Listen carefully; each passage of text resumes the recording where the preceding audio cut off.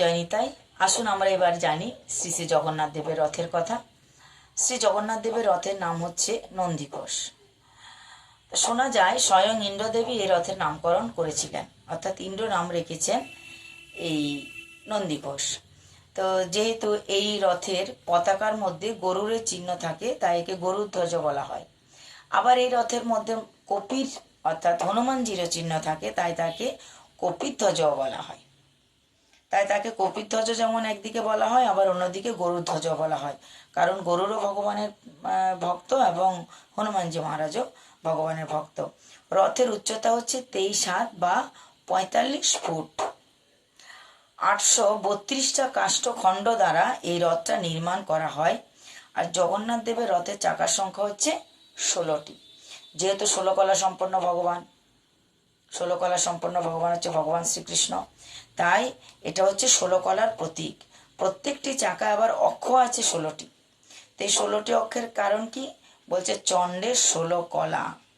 চণ্ডের যেহেতু 16 কলা, সেই কারণে এই রথের চাকায় 16টি অক্ষ থাকে। এই নন্দীঘোষ রথের আচ্ছাদনের নাম হচ্ছে, রং হচ্ছে লাল রং এবং হলুদ রং, অর্থাৎ লাল আর হলুদ রঙের দ্বারাই রথটাকে আচ্ছাদন করা হয়। রথের রক্ষক হচ্ছে স্বয়ং নৃসিংহ ভগবান, আর সারথীর নাম হচ্ছে মাতুলি। কৃষ্ণের রথের সারথীর নাম তো মাতুলি, তাই জগন্নাথের সারথীর নাম হচ্ছে মাতুলি। রথের 4টি ঘোড়ার নাম হচ্ছে রুচিকা, মুচিকা, সূক্ষ্ম এবং অমৃতা। ঘোড়াদের রং হচ্ছে সাদা। আর এই রথের যে দড়ি টানা হয়, সেই দড়ির নাম হচ্ছে শঙ্খচূড়। তো এছাড়াও জগন্নাথের রথে অনেক ঋষিরা অবস্থান করেন। সেই ঋষির নামগুলো আমরা শ্রবণ করি আসুন।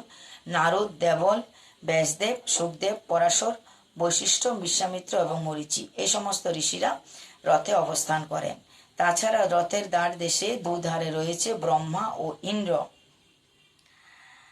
তো এ হচ্ছে সংক্ষিপ্ত পরিচয় জগন্নাথ দেবের। আমরা 3টি রথের পরিচয় শুনলাম। জয় নিতাই, জয় শ্রী রাধেশ্যাম।